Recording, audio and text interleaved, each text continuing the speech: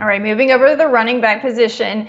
You're starting one of our former Dallas Cowboys who put up big numbers last week, and then a guy who is arguably in a committee, but he's looked good for the second half of the season. Yeah, Najee Harris has not been great the last couple of weeks, but for the second half of the season, the majority of the time he has been producing for our fantasy teams. And he's got a good matchup this week against the Indianapolis Colts. They have allowed the fourth most fantasy points to running backs overall and the third most points since week 12.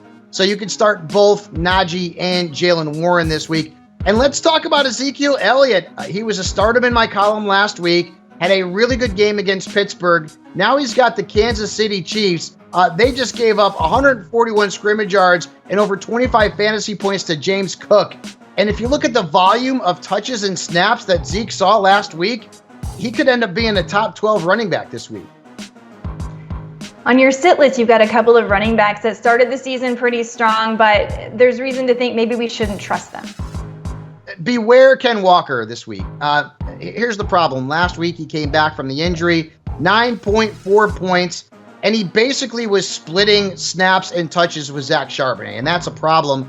And now Walker's got the Eagles, who have allowed 4 touchdowns and the second fewest fantasy points to running back. So beware Ken Walker. And beware James Conner. And listen, I admit it, the last time I had him as a sit, he went off against Pittsburgh. He had a huge game, over 20 points. But now he's got the Niners. The last time he played San Francisco, that was week 4, 6.6 points. He had failed to score double digits since week 3 before that game against Pittsburgh. James Conner is a risk.